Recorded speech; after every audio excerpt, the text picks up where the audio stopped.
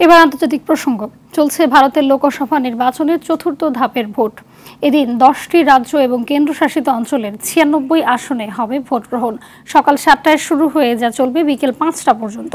অন্ধ্রপ্রদেশের 25টি, বিহারের 5টি, জম্মু কাশ্মীরের 1টি, ঝাড়খণ্ড ও উড়িষ্যার 4টি, মধ্যপ্রদেশ ও পশ্চিমবঙ্গের 8টি আসনে হবে ভোট গ্রহণ। এছাড়া তেলেঙ্গানার 17, মহারাষ্ট্রের 11 এবং উত্তরপ্রদেশের 13 আসনে নেওয়া হবে ভোট। এ পর্যায়ে লোকসভা নির্বাচনের সঙ্গে দক্ষিণ ভারতের অন্ধ্রপ্রদেশের 175 আসন এবং পূর্ব ভারতের উড়িষ্যা রাজ্যের 28 বিধানসভা আসনেও হবে ভোট গ্রহণ। 1, 2, 3 ঢাকায় জমি জিতে নিন 100% ক্যাশব্যাক সহ 20 কোটি টাকার পুরস্কার।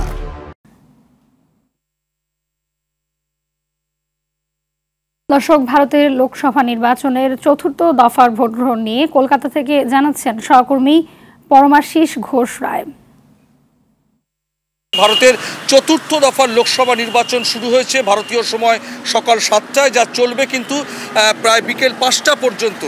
আজকের চতুর্থ দফার ভোটে দেশের 10টি রাজ্যের মোট 96টি আসনে কিন্তু লোকসভা নির্বাচন অনুষ্ঠিত হচ্ছে, যার মধ্যে পশ্চিমবঙ্গেও কিন্তু মোট 8টি লোকসভা আসনে কিন্তু ভোট গ্রহণ শুরু হয়েছে। প্রায় 1717 জন কিন্তু প্রার্থী রয়েছে।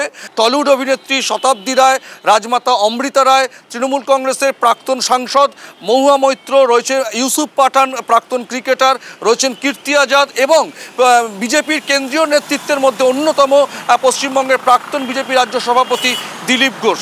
সেই জায়গায় দাঁড়িয়ে কিন্তু আজকে রাজনৈতিক বিশ্লেষকদের বক্তব্য হচ্ছে এই চতুর্থ দফার ভোট গ্রহণই কিন্তু বলে দেবে কারা দিল্লির মসনদে কিন্তু আগামী 4 জুন বসতে চলেছে। 1, 2, 3 ঢাকায় জমি জিতে নিন 100% ক্যাশব্যাক সহ 20 কোটি টাকার পুরস্কার। তার কারণ আগামী 4 জুনই কিন্তু 18তম লোকসভা নির্বাচনের ফলাফল ঘোষণা হওয়ার কথা। আমরা দেখেছি গত 3টে লোকসভা আসনের কিন্তু নির্বাচনে অবাধ এবং শান্তিপূর্ণ ভোট না হলেও কিছু বিক্ষিপ্ত অশান্তির মধ্য দিয়েও কিন্তু ভোট সম্পন্ন হয়েছে। কিন্তু আজকের নির্বাচনে কিন্তু কেন্দ্রীয় বাহিনী পশ্চিমবঙ্গের জন্য 5,578 কোম্পানি কিন্তু কেন্দ্রীয় বাহিনী মোতায়েন করেছে, প্রায় 34,000 কিন্তু রাজ্য পুলিশ মোতায়েন রয়েছে। পাশাপাশি এই চিত্রটা কিন্তু গোটা 10টি রাজ্যের কিন্তু সেই একই ক্ষেত্রে নির্বাচন কমিশন সেই সিদ্ধান্ত নিয়েছে নিরাপত্তার ক্ষেত্রে। এবং পাশাপাশি দেশের সবকটি ভোট গ্রহণ কেন্দ্রে দেখা যাচ্ছে যে ওয়েবকাস্টিংয়ের মাধ্যমে কিন্তু এআই পদ্ধতিকে ব্যবহার করে কিন্তু নির্বাচন কমিশন সারাক্ষণ কিন্তু নজরদারি চালাবে নির্বাচন কতটা নির্বিঘ্নে সম্পন্ন করা যায়।